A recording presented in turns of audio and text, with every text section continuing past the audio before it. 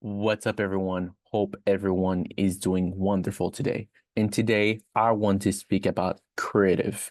If you've seen this picture right now, you know that I'm going to speak about one of the most important thing inside of dropshipping. The first thing is the product. Obviously, it doesn't matter if you have the best creative in the world. If people don't want your product or are not attracted to it, they will not buy it. So you need to understand that the first thing is every time the product. But if you're certain that you have a good product that is proven to work, then we need to speak about creative because a lot of people are doing little things that are maybe not, impacting a lot, but when it comes down to testing a lot of products and consistency in the long run, it will impact you. You probably don't understand what I'm saying right now, but you will. So let's dive into it. The first thing that you need to understand is there's no good or bad inside of creative. Everybody has a different mind. As you can see on this image right here, there's a lot of colors with a lot of things. Why? Well, everybody thinks differently. And that's the beauty of marketing. The fact that you, me, your brother, your sister, your mother, we don't think the same way. So maybe for you, there's something better that you could have said, but for somebody else, the way that he said it is the most optimal. So there's no wrong, not bad.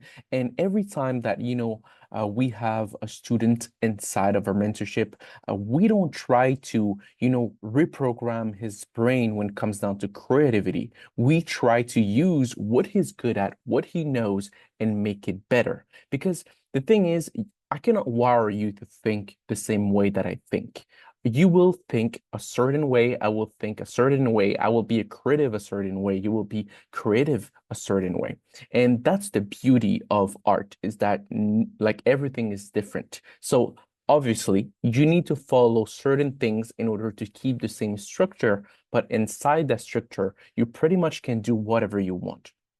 The first thing that I have a knowledge after testing thousands of products is when you start testing products and when you're scaling, it's two different things completely. The first thing that you need to be aware is when you're testing a product, you're testing with a small budget. You don't want too many creative because if you have too many creative, then your budget will be spread towards too many options and it will not be good enough. You know which creative is the best one. Let's say you test 10 creative, you can easily tell me which one is the top three, easily. So why are you putting the 10 creative inside, your videos or 20 creative? 10 is not that bad. Five is not that bad. Three is great. But I see people putting 20, 30, 50 creative when they test a product and with a small budget. So it is hurting them because they don't let those creative, spend enough money for them to yield some sort of results. So the way that I do it, when I launch my creative, I try to just minimize the number of creative between 3 to 6 maximum. That's what I see. It's the sweet spot. 3 to 6 maximum. And I try to put my heart into it, to put my all into it. So I know those are the 3 to 6 best creative that I have created.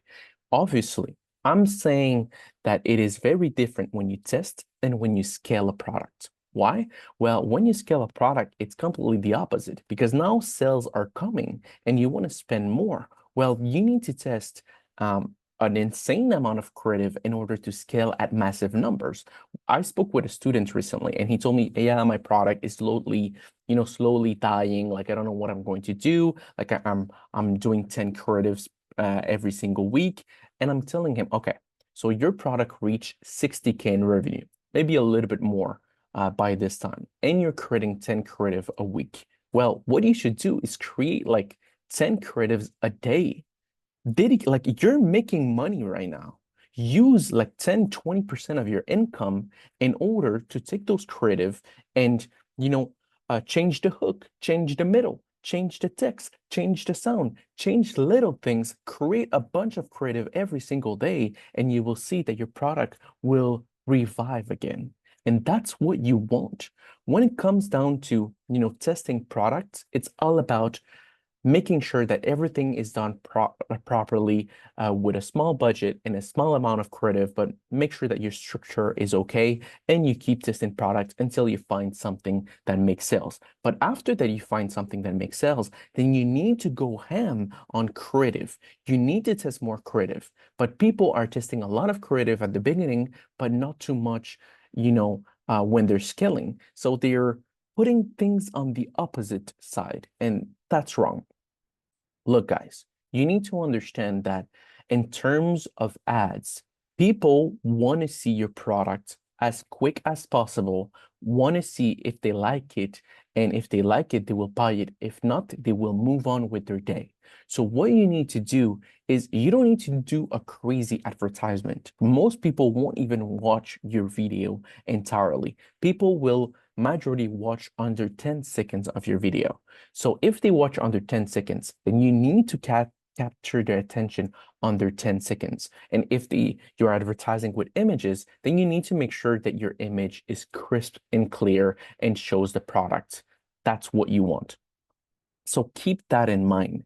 You want people to understand quickly, because in order to know and to have great creative, you need to learn customer behavior to structure your creative around your customers. Well, everybody's the same way. Think about you on social media. You're scrolling, scrolling, scrolling, scrolling. Oh, you got an ad that is interesting. You click into it. You understood quickly what it was. Maybe under a few seconds, you clicked, you went on the website. Ah, that's not what I'm looking for. And you move on and you keep scrolling again. That's what people are doing.